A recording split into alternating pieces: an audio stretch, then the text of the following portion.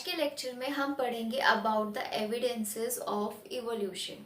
Okay, so जैसा कि आपको याद होगा, प्रीवियस लेक्चर में हमने पढ़ा था how does the evolution takes place. ठीक है, जो लाइफ है, ठीक है, वो एग्जिस्टेंस में कैसे आई, how does the life came into existence.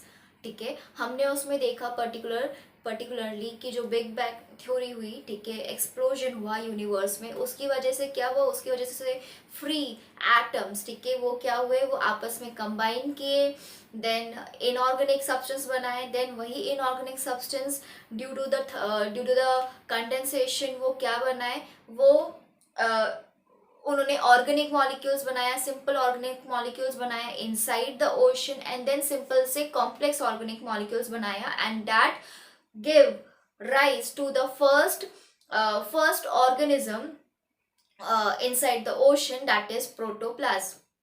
So protoplasm is the very first, let's say it's a very first unicellular organism, ठीक है, first found या फिर let's say first formed inside the ocean. So वो protoplasm later on क्या हुआ, वो that undergone mutation, it forms the first living organism, ठीक है, which turns the atmosphere into the oxidizing atmosphere. ठीक है, earlier the atmosphere was reducing type. ठीक है, so म्यूटेशन कॉज हुआ, ठीक है, और फिर क्या हुआ, फर्स्ट यूनिसेलुलर ऑर्गेनिज्म वो क्या बना, वो autotrophic, first unicellular heterotrophic organism वो ऑटोट्रॉफिक ऑर्गेनिज्म में कन्वर्ट हुआ ड्यू टू द म्यूटेशन, ठीक है, by changing the environment into the oxidizing type. ठीक है, सो ऑक्सीडाइजिंग टाइप की वजह से जो एनवायरमेंट है, ठीक है, उसमें क्या आया, उसमें ऑक्सीजन अवेलेबल हुआ। ये सारी चीजें हमने प्रीवियस लेक्चर में पढ़ी थी, और उसके अलावा हमने पढ़ाया था about the various theories given by different scientist, ठीक है, बाय द डार्विन्स, ठीक है, वो explain the theory of the natural selection, ठीक है, nature selects the perfect one, fit one, ठीक है, in which he explains the survival of the fittest. तो obviously जो फूड है, ठीक है, फूड का जो क्वांटिटी है वो कम होता जा रहा था due to the increase in the population. जो पॉपुलेशन है बहुत ही ज्यादा इंक्रीज हो रही थी ट्रिमेंडस अमाउंट में, जिसकी वजह से जो रिसोर्सेज है वो कम पड़ जा रहे थे। तो वो ट्रिमेंडस अमाउंट ऑफ पॉपुलेशन उस कम रिसोर्सेज को पाने के लिए क्या कर रही थी, आपस में स्ट्रगल कर रही थी, फाइट कर रही थी अमंग देमसेल्व्स, ठीक है, एंड जो भी फिट था, जिसको भी रिसोर्सेज मिले वो सर्वाइव कर गया। ठीक है, so this is how he explain about the natural selection. ठीक है, then comes the Lamarck theory. ठीक है, लेमार्क थ्योरी में जो लेमार्क थे, साइंटिस्ट थे, उन्होंने use and disuse of organ को एज अ बेस बताया ऑफ द इवोल्यूशन। ठीक है, and then there is another scientist Hugo de Vries, ठीक है, जिन्होंने म्यूटेशन को कॉज बताया ऑफ अ इवोल्यूशन। ठीक है, सो जो वेरियस थ्योरीज जो भी थे, हमने ये देखा कि जो इवोल्यूशन है it's a everlasting process of change. ठीक है, evolution is a everlasting process, ठीक है, ever lasting process, that means ये बहुत टाइम से चला आ रहा है। ठीक है, और इवोल्यूशन हो रहा है कैसे, due to the changes in generation to generation, changes in individual through generation to generation. ठीक है, so it's a everlasting process of changes. Who evolution is everlasting process of changes. ठीक है, सो evolution पे इतनी सारी जो theory दी गई, ठीक है, बट जो क्यूरोसिटी होती है, ठीक है, पर्सन की, वो किस पे विश्वास करती है, वो करती है ऑन द प्रूफ। सो जो इवोल्यूशन जो हुआ, ठीक है, वो इवोल्यूशन कैसे हुआ, मतलब हम किस बेसिस से बोल सकते हैं कि हम जो है मंकी से इवॉल्व हुए हैं। ठीक है, उस तरह के जो अंडरस्टैंडिंग के लिए द मैन, ठीक है, which are very curious to know about the exact evolution process, they need proof to prove the evolution process, proof to prove the, दोनों टर्म अलग हैं, ठीक है, proof to prove the process। ठीक है, सो जो बेसिकली जो क्यूरियोसिटी थी, ठीक है, जो जिज्ञासा थी मनुष्य की, ठीक है, उस वो क्या डिमांड करती थी, वो डिमांड करती थी कि प्रूफ क्या है कि इस तरह से इवोल्यूशन हुआ है। सो आज हम पढ़ेंगे अबाउट द वेरियस एविडेंसेस, ठीक है, जो कि प्रूफ करती है कि जो इवोल्यूशन है it's a everlasting process of what changes, ठीक है। So very first evidence is what, the very first evidence, let's talk about the morphological evidence. Morphology मतलब कि जो बाहर से जितने भी कैरेक्टरिस्टिक्स दिखते हैं, ठीक है। सो मॉर्फोलॉजिकल जो एविडेंसेस थे, ठीक है, दैट इंक्लूड्स द सिमिलैरिटीज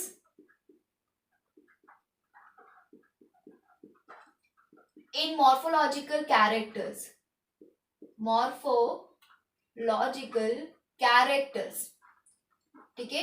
अब मैंने बताया मॉर्फोलॉजिकल कैरेक्टर्स, मॉर्फोलॉजी मतलब कि जो भी चीजें हमें बाहर से दिखती हैं, ठीक है, बाहर से जो कैरेक्टरिस्टिक्स हमें दिख रहे हैं, तो morphological evidence, example example the let's say the position of the eyes.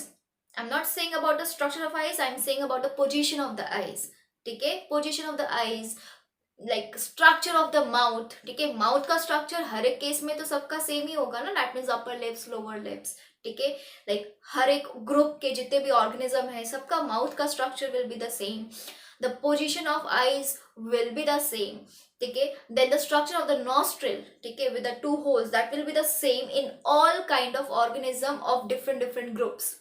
तो ये क्या, ये मॉर्फोलॉजिकल कैरेक्टरिस्टिक्स हैं जो हमें बाहर से दिखते हैं। If you talk about the plants, plants में द वेन्स, ठीक है, इफ यू लाइक हम जब प्लांट्स की बात करें तो प्लांट्स में लेट्स से ये जो वेन्स होते हैं, ये दीज, ठीक है, ये वेन्स हैं, ये क्या है, these are the veins.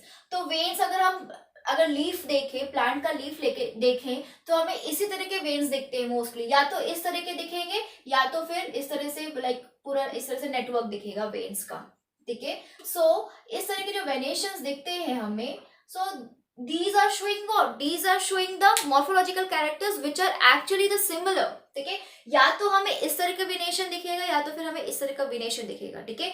Venation is the arrangement of the veins, तो इस तरह का वेन्स का स्ट्रक्चर दिखेगा या तो फिर हमें इस तरह का जो वेन्स का स्ट्रक्चर है that is called as parallel venation, इस तरह का जो वेन का structure that is called as it's called as reticulate, ठीक है। सो रेटिकुलेट वेनेशन दिखेगा या तो फिर पैरेलल वेनेशन दिखेगा, इसी तरह का कुछ वेनेशन दिखेगा मोस्ट ऑफ द प्लांट्स में। तो ये क्या है, ये समवॉट सिमिलर ही है ना, हर एक किसी में मॉर्फोलॉजिकल जो कैरेक्टर्स है वो क्या है, समवॉट सिमिलर ही है।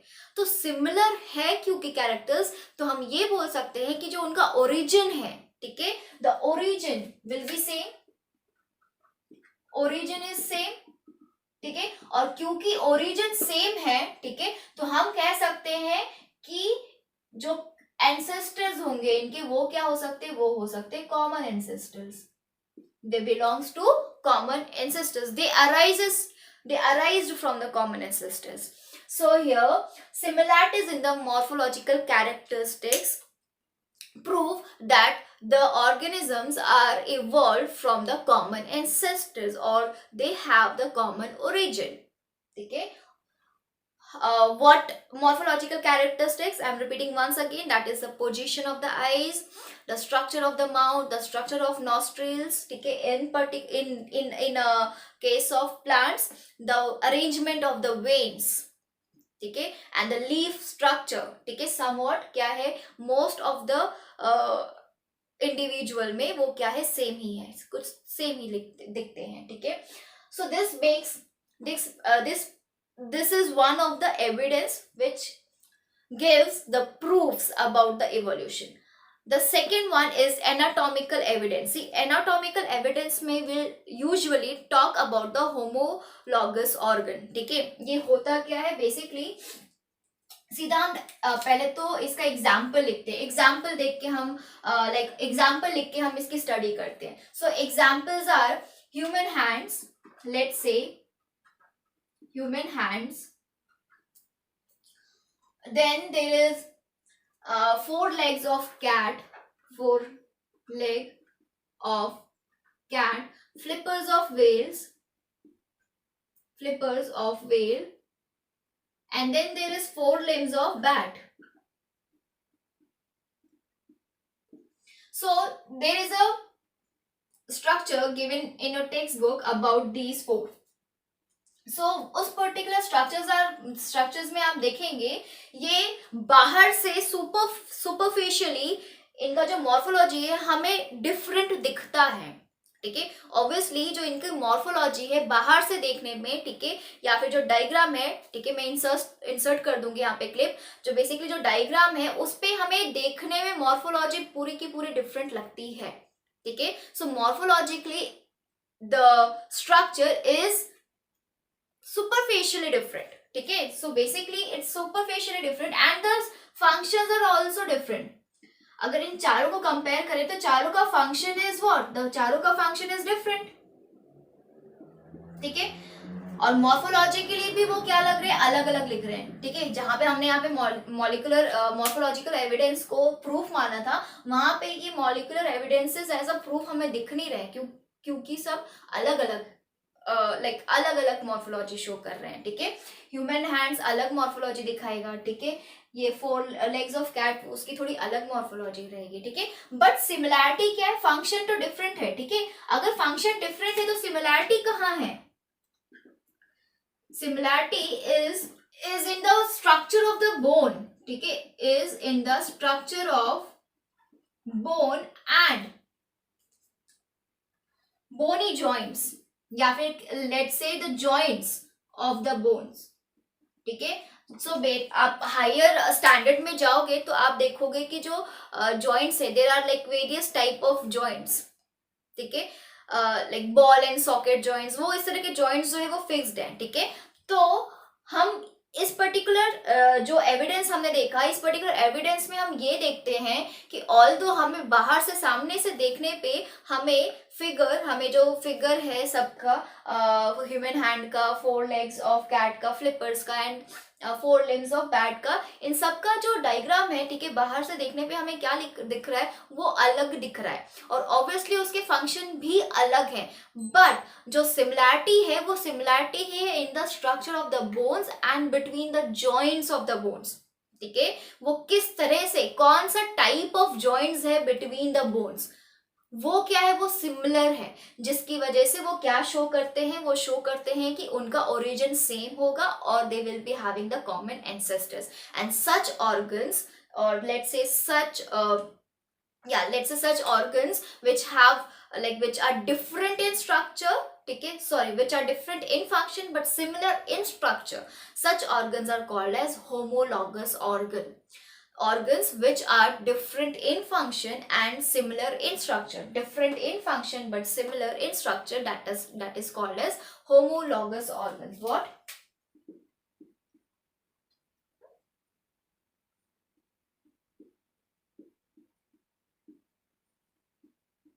Homologous organ. Okay, so this is one of the proof. The next हम चलते हैं वेस्टिजियल ऑर्गन्स पे, ठीक है। सो वेस्टिजियल ऑर्गन्स क्या है, vestigial organs are degenerated, let's say मैं यहां लिख रही हूं, दीज आर डीजेनरेटेड, ठीक है, और अंडर डेवलप्ड यूजलेस ऑर्गन्स, ठीक है। these are degenerated underdeveloped useless organs present in the humans, ठीक है। एक्चुअली क्या होता है कि जो कुछ जो ऑर्गन्स होते हैं they are actually useful under certain circumstances या फिर under certain situations and they are useful on other circumstances, in other circumstances, मतलब कि 2 circumstances है, 2 situation है, एक ऑर्गन है, वही एक ऑर्गन फर्स्ट सर्कमस्टांसेस में यूजफुल होगा, वही सेम ऑर्गन दूसरे सर्कमस्टांसेस में यूजलेस कंसिडर होगा, ठीक है। And such organs are called as vestigial organs, ठीक है। बेसिकली क्या होता है कि ये जो इवोल्यूशन है, तो इवोल्यूशन में क्या हो रहा है, इवोल्यूशन में एनवायरनमेंट भी चेंज हो रहा है, सर्कमस्टांसेस भी चेंज हो रही है, सिचुएशन भी चेंज हो रहा है, तो सिचुएशन के अकॉर्डिंगली कभी कभी ऐसा होता है कि जो कुछ ऑर्गन्स होते हैं वो अपना औहदा खो देते हैं, मतलब कि वो उतने ज्यादा यूजफुल नहीं रह पाते, ठीक है, वो यूजलेस बन जाते हैं। तो क्या होता है, वो एकदम से गायब तो हो नहीं सकते, ठीक है, क्यों, क्योंकि इवोल्यूशन हमने देखा it's a slow process, it's a very slow process, gradual process है, ठीक है, ग्रेजुअल चेंजेस है।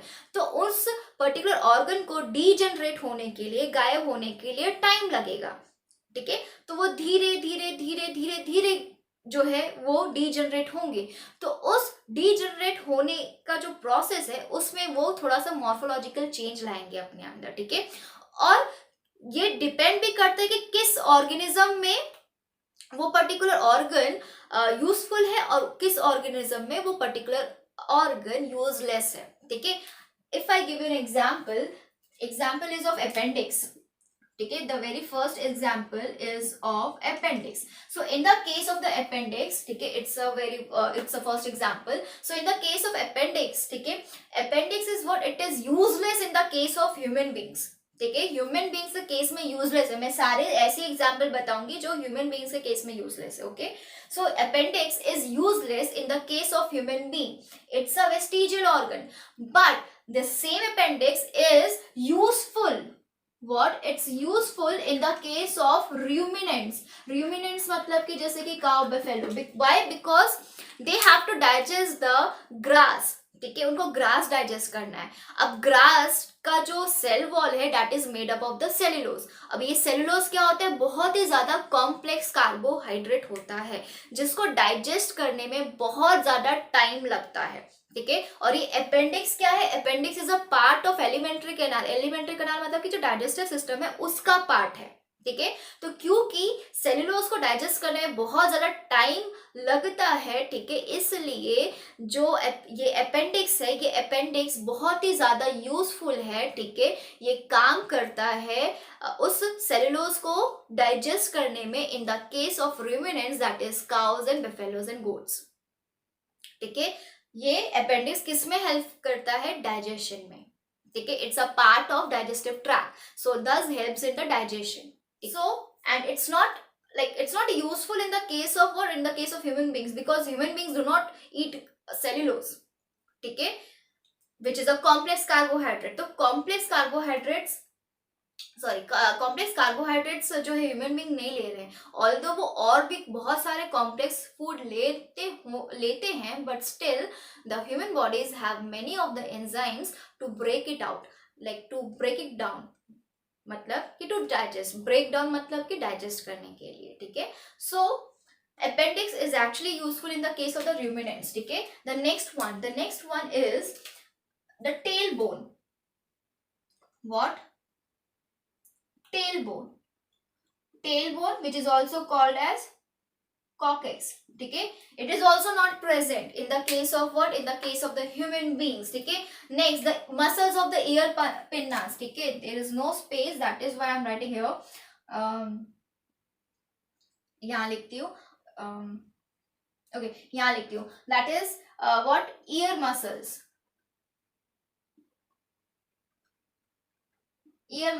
of pinna.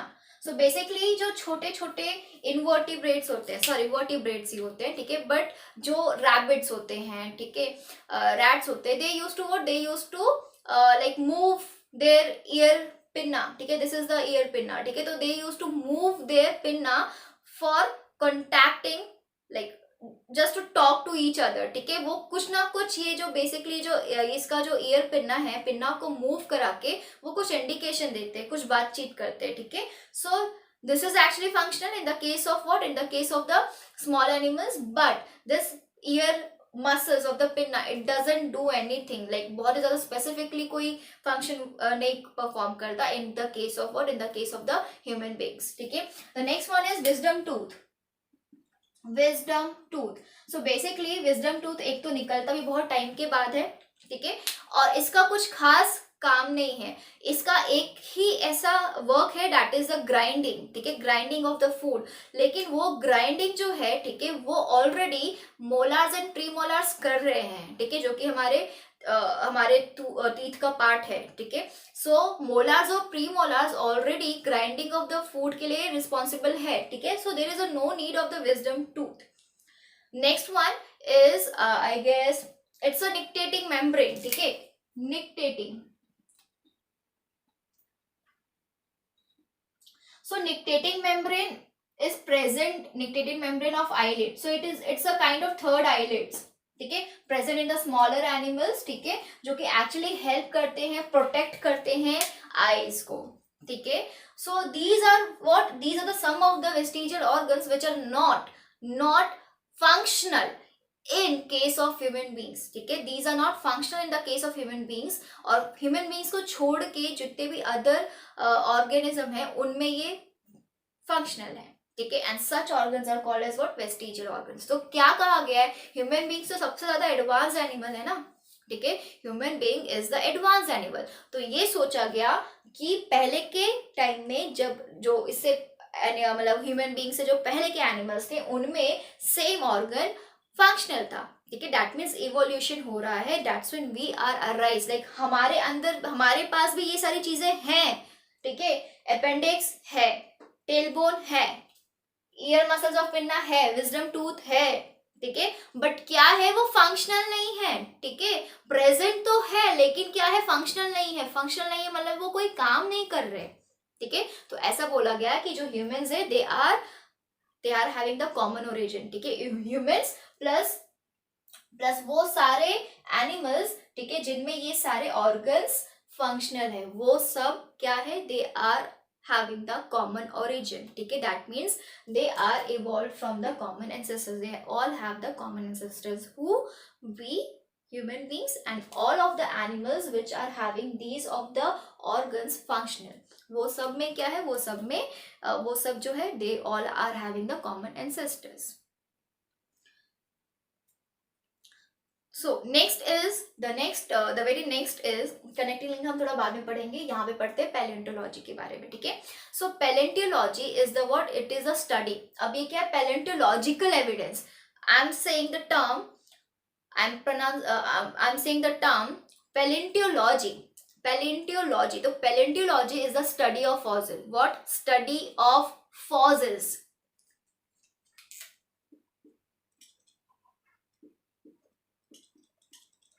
is study of fossils, ठीक है, what, study of fossils. so fossil की स्टडी को बोला जाता है पैलेंटोलॉजी, ठीक है. अब ये फॉसिल्स क्या होते हैं, ठीक है, these are the dead remains of plant and animals. PNA मतलब plants and animals which are buried deep inside the earth, ठीक है. so these are the जो fossils हैं, these are the dead remains which are buried deep inside the earth. that means कुछ जो ऐसे vertebrates थे, ठीक है, जो कि या फिर कुछ ऐसे ऑर्गेनिज्म थे जो कि due to the natural calamities, जैसे कि जो अर्थक्वेक है, ठीक है, एंड स्टॉर्म है, इन सब नेचुरल कैलामिटीज की वजह से वो बरीड हो गए, कहाँ, इनसाइड द अर्थ. पर इस फॉसिल्स को एज अ एविडेंसेस हम कैसे मान सकते हैं, ठीक है, उनको हम एज अ प्रूफ कैसे हम उसको देख सकते हैं, ठीक है. सो ये प्रूफ इस तरह से होते हैं, ठीक है. प्रूफ हम इनको इसलिए कहा जाता है, इवोल्यूशन का प्रूफ इसलिए हम मानते हैं इन फॉसिल्स को, क्योंकि हम इससे इनकी एज पता लगा सकते हैं, ठीक है. अब एज पता लगा सकते हैं, that means see, to find out the age of the fossil there is a method called as carbon dating method, ठीक है. The method is called as what, carbon dating method.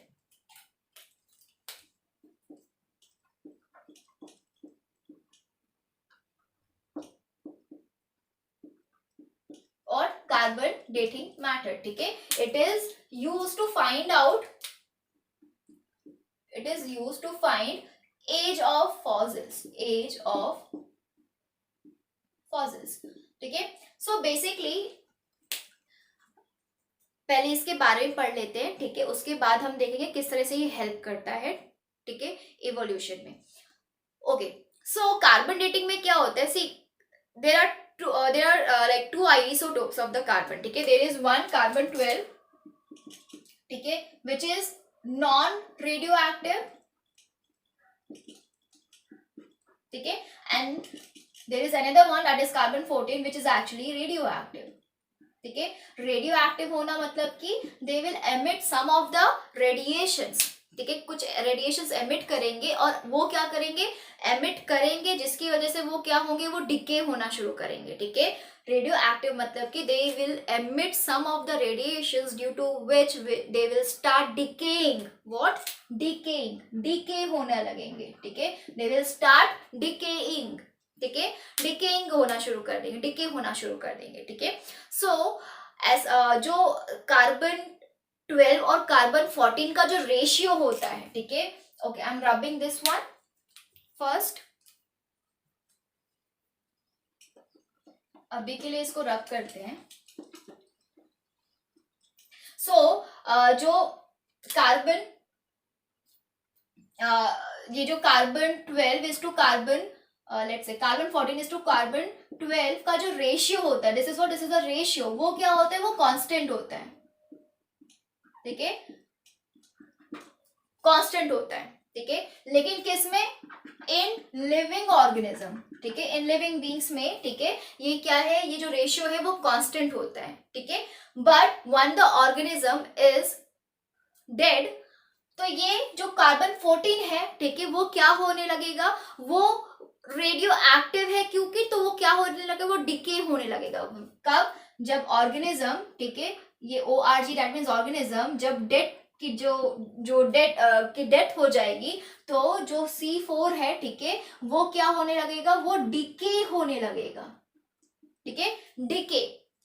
अब ये जो कार्बन 14 है, ठीक है, क्योंकि वो डिके होने लगेगा, तो मतलब क्या होगा, उसका रेशियो धीरे धीरे कम होता चला जाएगा. करेक्ट ना? डिके होने लगेगा मतलब वो धीरे धीरे खत्म होने लगेगा. ठीक है, तो ये एक्चुअली जो कार्बन 14 है उसका एक लाइक टाइम स्पैन है, या फिर लेट्स से उसका लाइफ स्पैन है. ठीक है, लाइफ स्पैन मतलब कि फिक्स्ड है कि वो इतने, लेट्स से वो फिक्स्ड है कि 100 ईयर्स के बाद वो पूरा खत्म हो जाना है. कौन? कार्बन 14. ठीक है, हमारी बॉडी में प्रेजेंट है कार्बन, दोनों, कार्बन 12 भी, कार्बन 14 भी, inside our body it is present in some of the ratio. ठीक है, and that ratio is constant inside our body itself. ठीक है, but once the organism is dead, that particular C14 starts emitting the radiations and due to which it starts decaying, and once it will starts decaying the ratio will change.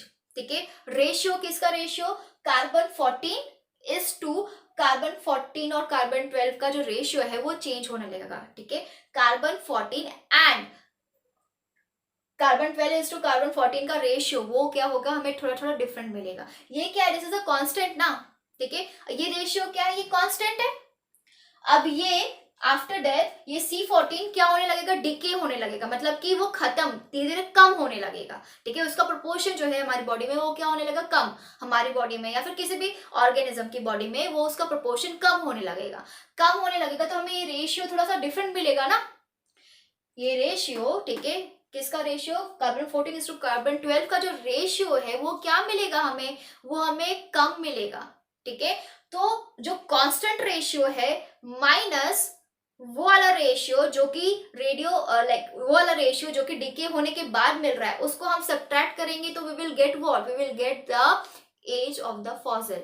जैसे कि हम normal अपना birth date जैसे कि normal हम अपना as find out करते हैं, तो एज फाइंड आउट करने के लिए क्या करते हैं हम, बेसिकली जो हमारा बर्थ ईयर है, ठीक है, उसको बर्थ ईयर एंड जो हमारा रिसेंट किस ईयर में हम हैं, ठीक है, उस ईयर को हम क्या करते हैं, सब्ट्रैक्ट कर देते हैं फ्रॉम आवर बर्थ ईयर.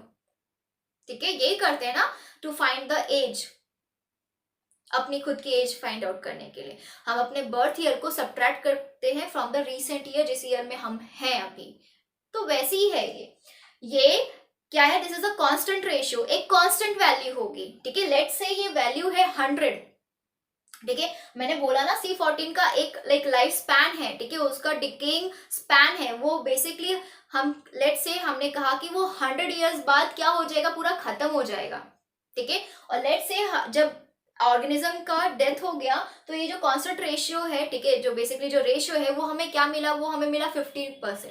ठीक है, दैट मीन्स ये जो 15% जो है 50% जो है कार्बन 14 वो क्या हो चुका, वो डिके हो चुका। दैट मीन्स 15% अभी रेस्ट बचा हुआ है। दैट मीन्स जो ऑर्गेनिज्म है, ठीक है, उसका लाइफ क्या है, दैट इज हाफ लाइफ हो चुकी है उसकी, ठीक है। So one more time, C14:C12 का जो रेशियो है वो क्या है, वो कांस्टेंट है, कांस्टेंट है, ठीक है, कांस्टेंट है। अभी ऑर्गेनिज्म जब मर गया तो ये C14 का वैल्यू चेंज होगा। C14 के वैल्यू चेंज होने की वजह से जो ये जो रेशियो है, ये रेशियो वो हमें कुछ और मिलेगा, उसमें चेंज आएगा, ठीक है। तो हमने क्या करना है, हमने सीधा सीधा इस रेशियो को, जो कांस्टेंट रेशियो है, उसको इवेल्युएट करना है विद द चेंजिंग रेशियो, और हमें क्या मिल जाएगी, हमें एज मिल जाएगी ऑफ द फॉसिल, ठीक है। So this is the carbon dating method. और इस मेथड से हम क्या पता लगा रहे हैं, हम पता लगा रहे हैं the age of the fossils, ठीक है। सो बेसिकली कोई भी अगर नेचुरल कैलामिटीज आती हैं उसकी वजह से, ठीक है, let's say there is a mud. अब मड आपको पता है कैसा होता है, ठीक है। अब मड में दलदल जो होता है, अगर उसी दलदल में कोई भी ऑर्गेनिज्म अगर फंस के मर जाएगा तो वो दलदल later on, because of the harsh climate, ठीक है, बहुत ही ज्यादा हीट की वजह से वो क्या हो जाएगा, वो दलदल थोड़ा सा सॉलिड हो जाएगा, ठीक है, सॉलिड रॉक में कन्वर्ट हो जाएगा। बट उस रॉक पे इम्प्रेशन पड़ जाता है उस ऑर्गेनिज्म का, जो ऑर्गेनिज्म उस दलदल में फंस के मर गया। एंड मैं ये एग्जाम्पल दे रही हूँ, ठीक है, एग्जाम्पल दे रही हूँ। तो वैसे ही को बहुत भी लाइक कोई भी एक नेचुरल कैलामिटीज आई, ठीक है, जैसे कि मैं ही हूँ, ठीक है, नेचुरल कैलामिटीज आई जिसकी वजह से मेरे ऊपर एक बड़ा सा ह्यूज सा, ठीक है, ह्यूज सा रॉक आ गया, ठीक है। अब मैं उसके नीचे दब के मर गई, करेक्ट, ओके। सो उस केस में क्या होगा, जो मेरा इंप्रेशन है उस रॉक के ऊपर क्या हो जाएगा, छप जाएगा, ठीक है, मेरा इंप्रेशन उस रॉक के ऊपर छप जाएगा, ठीक है। अब ये जो है, और वो ये बहुत ही ज्यादा एकदम इंस्टेंट प्रोसेस नहीं है, वो इंप्रेशन छपेगा कब, लाइक बहुत ही उसको साल लगेंगे, एज इट इज रहेगा वो बहुत साल लग जाएगा उसको, ठीक है। और हमें जितना इंप्रेशन जितना ज्यादा ओल्ड होगा, डेट मीन्स उतना ज्यादा उसका फॉसिल का एज होगा, ठीक है। तो उस इम्प्रेशन का जो एज है उसको हम फाइंड आउट करके, ठीक है, हम क्या कर सकते हैं, इम्प्रेशन का एज, या फिर जो डेड बॉडीज है, डेड बॉडीज का जो बोन है, बोन के अंदर हमें मिलेगा ना कार्बन कंटेंट, तो उसका एज, उसके जो रेशियो, ठीक है, पता लगा के हम पता लगा सकते हैं actually the age of the fossil, ठीक है। अब एज ऑफ द फॉसिल पता लग गया तो हम पता लगा सकते हैं कि रीसेंट वो फॉसिल कितना रीसेंट है, कितना ओल्ड है। और अगर रीसेंट है तो हम कंपेयर करेंगे ना रीसेंट एनिमल्स और रीसेंट फॉसिल के बीच में कुछ सिमिलैरिटीज दिख रही हैं कि नहीं, या फिर ओल्ड फॉसिल और रीसेंट एनिमल के बीच में कुछ सिमिलैरिटी दिख रही है नहीं। उस सिमिलैरिटी के बिहाफ पे हम ये कह पाएंगे कि जो कि रीसेंट एनिमल है वो ओरिजिनेट हुआ है कहाँ से, उस ओल्ड या फिर रीसेंट फॉसिल से, ठीक है। तो इस तरह से हम क्या पता लगा सकते हैं, हम ओरिजिन का पता लगा सकते हैं, हम एंसेस्टर्स का पता लगा सकते हैं कहाँ से ओरिजिनेट हुआ। So this is one of the like जो ये पैलेंटोलॉजिकल एविडेंस है, this is consider as the one of the proof, ठीक है, फॉर द इवोल्यूशन। नेक्स्ट, अभी मैंने कनेक्टिंग लिंक बिठाया यहाँ पे, उसको हम पढ़ेंगे। The next one is what, embryological evidence, ठीक है। एम्ब्रियोलॉजिकल एविडेंस में क्या होता है कि see, in the case of the embryological evidence, we study like embryological evidence में the study of the development of the initial stage of the fetus, ठीक है, which is the embryo। initial stage मतलब कि embryo की study करना, ठीक है। तो basically the embryology, हम embryological evidence में, ठीक है, कवर करेंगे किसे, embryology को, embryology।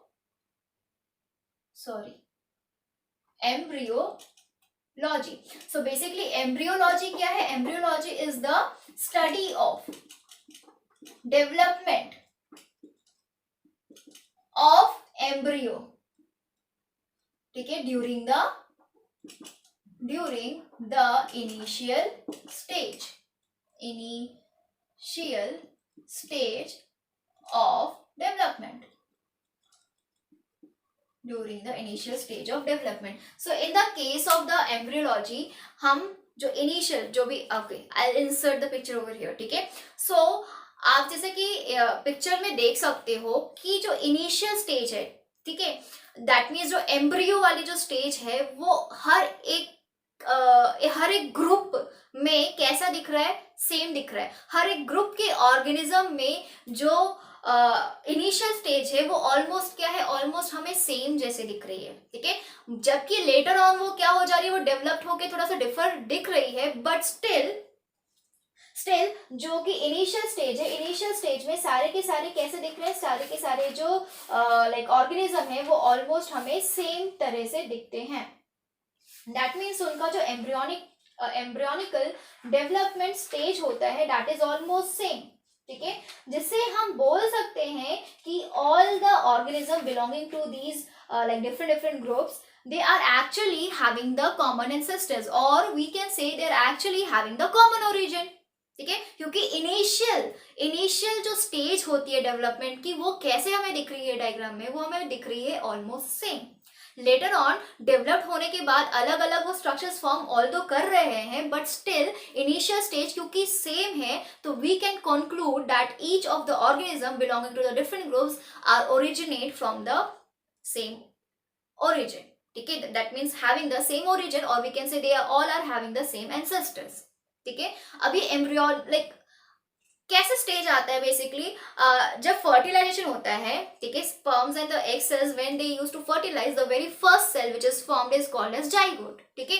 जाइगोट सबसे पहले फॉर्म होता है। Now that zygote will undergo repeated mitotic division. What mitotic division? सब बेसिकली जो एग सेल्स हैं, ठीक है, एंड देन जो स्पर्म सेल्स हैं, ठीक है, वो क्या करते हो, जब फर्टिलाइज करते हैं तो सबसे पहला जो सेल बनता है that is what, that is a zygote which is a single cell structure, which is a single cell structure. अब यही जाइगोट क्या करता है, यही जाइगोट माइटोटिकली डिवाइड करता है, ठीक है। मतलब कि माइटोटिक डिवीजन परफॉर्म करता है। अब जब वो माइटोटिक डिवीजन परफॉर्म करता है तो जाइगोट क्या था, वो सिंगल सेल स्ट्रक्चर था। माइटोटिक डिवीजन परफॉर्म किया, दैट मींस उसने क्या बनाया, उसने बनाया इस तरह के क्लस्टर ऑफ सेल्स, ठीक है, बहुत सारे एक जैसे, ठीक है, एक जैसे, क्योंकि क्या हो रहा है, क्योंकि माइटोटिक डिवीजन हो रहा है, ठीक है। सो क्लस्टर ऑफ सेल्स बनाए। These cluster of cells are actually what, embryo, ठीक है, ये एम्ब्रियो है। एम्ब्रियो में भी डिफरेंट स्टेज आती है, वो ऑल्दो आप अब बाहर अब भी लाइक आगे जब हायर क्लासेस में जाएंगे तो पढ़ेंगे, ठीक है। So these cluster of the cells are actually the embryo, ठीक है। सो एम्ब्रियो में भी डिफरेंट स्टेजेस होती है। तो एम्ब्रियो की जो इनिशियल स्टेजेस होती है वो ऑल्दो हर एक ऑर्गेनिज्म में कैसे लगेंगी, same, and that is why we can say they all are having the common ancestors, okay. So the last evidence is the connecting link. So here we go. So when we talk about the connecting links, ठीक है, connecting links क्या होता है? Connecting links में वो organism आते हैं, ठीक है, जो कि बिलोंग करते हैं, जो कि जिनके पास कैरेक्टरिस्टिक्स होता है टू डिफरेंट ग्रुप्स का, ठीक है। लेट्स से this is group 1, this is group 2, ठीक है। इसके डिफरेंट कैरेक्टरिस्टिक्स है, इसके पूरे एंटायरली डिफरेंट कैरेक्टरिस्टिक्स है, ठीक है। इस ग्रुप ए के एंटायरली डिफरेंट कैरेक्टर्स है from the group B. Now इसके बीच में एक पर्टिकुलर ऑर्गेनिज्म है जिसके पास इस ग्रुप के भी कैरेक्टरिस्टिक्स होंगे और इस ग्रुप के भी कैरेक्टरिस्टिक्स होंगे। तो ये इंडिविजुअल, इसको क्या बोलेंगे, इसको बोलेंगे, इसको हम बोलेंगे कनेक्टिंग लिंक, ठीक है। कनेक्टिंग लिंक बिटवीन, ये B/W is between group A and group B, ठीक है। हम इसको क्या बोलेंगे, हम इसको बोलेंगे connecting link between group A and group B. Group A having the different characteristics, group B having the entirely different characteristics, ठीक है। एंड एक ऑर्गेनिज्म है जिसके पास इन दोनों ग्रुप्स के कुछ कैरेक्टरिस्टिक्स हैं, तो this organism will be called as a connecting link between this and this group, ठीक है। ये होता है कनेक्टिंग लिंक्स में, ठीक है। सो हमें जब लिखना रहेगा इसका डेफिनेशन, सो हम लिखेंगे कनेक्टिंग लिंक है, ठीक है, are the some plants and animals, are some plants and animals which shows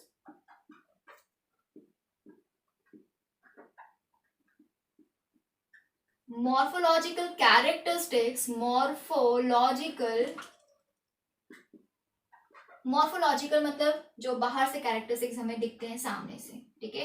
morphological characteristics by which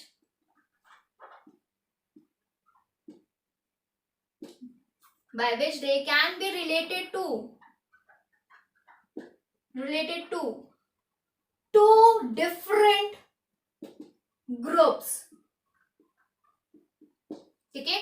they can be related to the organisms of two different groups, ठीक है। that is called as what? connecting links, ठीक है, called as what? connecting links.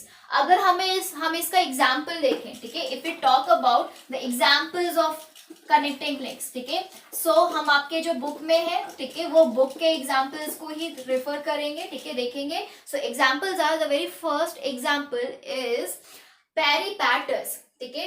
Examples the very first example is peripatus, ठीक है, peripatus. So peripatus is an organism which shows the characteristics from या फिर of annelidas, ठीक है, and of orthopodas as well, ठीक है. सो एनेलिडास का सबसे लाइक बहुत ही कॉमन कैरेक्टरिस्टिक क्या है? सेगमेंटेड बॉडी, सेगमेंटेड बॉडी, ठीक है. बॉडी में सेगमेंट्स प्रेजेंट रहते हैं, ठीक है. If this is the body, तो बॉडी में इस तरह से सेगमेंट्स प्रेजेंट रहेंगे, ठीक है. And the parapodia, what? Presence of parapodia. Parapodia मतलब कि जो इसको चलने के लिए इस तरह से जिसके जो पैर होंगे ढेर सारे, इस तरह से जो पैर होंगे इनके, ठीक है, that is called as what? Parapodias. जो लेग्स होंगे, ठीक है, that is called as parapodia. So the presence of the parapodia and the segmented body, that is the main characteristics of the annelidas which peripatus have, ठीक है. From the orthopodas, the peripatus have the characteristics of open circulatory system, ठीक है. open CA is a circulatory system, ठीक है. So open circulatory system as well as tracheal respiration as well as and tracheal respiration, ठीक है. तो ये दोनों जो कैरेक्टरिस्टिक्स हैं वो इसके पास प्रेजेंट रहेंगे, किसके? पैरिपेटस. तो you can see the peripatus is sharing the characteristics from both of the groups, from the annelidas and from the arthropodas as well. That is why it will treated as what? the connecting link between annelidas and the orthopodas, ठीक है. so this is the very first example. the second example में हम बात करेंगे that is duck billed platypus की. duck billed platypus, ठीक है. so these duck billed platypus are actually the connecting link between the birds and the mammals, sorry, the reptiles and the mammals, ठीक है. these are the connecting link between reptiles and mammals, ठीक है. mammals, why? because these duckbills have mammary gland. what? mammary gland, ठीक है. mammary glands are the glands which used to secrete the milk, ठीक है. so they have the mammary gland, and because they have the mammary glands, like besides they have the mammary glands, yet they used to what? they used to lay eggs. they used to what? lay eggs. अब जो egg laying organisms होते हैं, ठीक है, उनको memory gland की क्या जरूरत? मेमोरी ग्लैंड यूजफुल कहाँ है? मेमोरी ग्लैंड यूजफुल तब है ना जब the organism is actually viviparous. Oviparous organism को मेमोरी ग्लैंड की जरूरत नहीं, ठीक है. But still this particular platypus is having the memory gland and yet it is laying eggs. So that is why it act as a connecting link between the reptiles and the mammals, ठीक है. now जो हम last example पढ़ेंगे that will be of lungfish. so the last example is of lungfish. so ये जो lungfish है, ठीक है, this act as a like connecting link between amphibians, what? amphibians and fish, ठीक है. so fish, they used to what? they used to breathe, ठीक है, like via gills, ठीक है. respiration कैसे होता है? by gills, ठीक है. और एम्फीबियंस, ठीक है, एम्फीबियंस में एक्चुअली टू कंडीशंस होते हैं. During the larva stage amphibians use to breathe via gills and when they become adult they use to breathe via lungs. ठीक है, सो ब्रीथ या फिर सीधा लिखो रेस्पिरेशन बाय लंग्स, रेस्पिरेशन, ठीक है, bye lungs. Okay, fish used to respire by gills and the amphibians used to respire by lungs. So lungfishes are the connecting link between the fishes and amphibians because lungfish performs respiration with lungs. ये जो lungfish है, ठीक है, ये क्या है? This is a fish. ये है क्या? फिश. तो क्योंकि ये फिश है तो इसको गिल्स से रेस्पायर करना चाहिए, but this particular lungfish used to perform respiration with lungs even though it is fish. That is why the lungfishes are the connecting link between both. ठीक है, that means उनका कुछ कॉमन ओरिजिन होगा ना, इसका, fishes का, amphibians का और इसका कॉमन ओरिजिन होगा.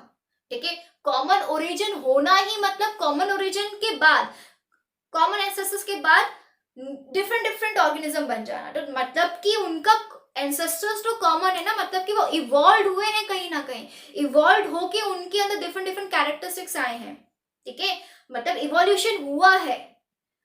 तो ये सारी चीजें क्या प्रूफ करती है? ये सारी चीजें प्रूफ है एज अ एविडेंस. ये सारी चीजें प्रूफ करती हैं एविडेंस को कि इवोल्यूशन, ठीक है, जैसा कुछ प्रोसेस होता है which is a slow process, everlasting process, कभी खत्म ना होने वाला प्रोसेस है. देखिए, अभी भी तो कुछ जीव जो है इवोल्यूट हो ही रहे होंगे. हम ह्यूमन बीइंग्स भी क्या हो रहे, इवोल्यूट हो रहे हैं ना. हमारी इंटेलिजेंस क्या हो जा रही है, वो धीरे धीरे एडवांस लेवल पे जा रही है. ठीक है, सो हर एक ऑर्गेनिज्म अपने आप में इवोल्यूशन शो कर रहा है. ठीक है, डे बाय डे.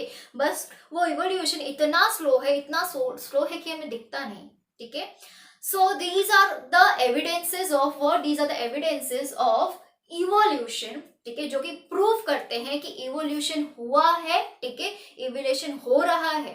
ठीक है, so these are the evidences. अब हम पढ़ेंगे ये evolution leads to what, evolution leads to the formation of new species. और इसमें मैंने आपको फर्स्ट लेक्चर में बताया था कि सेकंड लेक्चर में कि formation of new species is called as speciation. तो हम नेक्स्ट लेक्चर में पढ़ेंगे अबाउट स्पेशिएशन. ठीक है, थोड़ा डिटेल में. So till then, take care. We'll meet in the next video.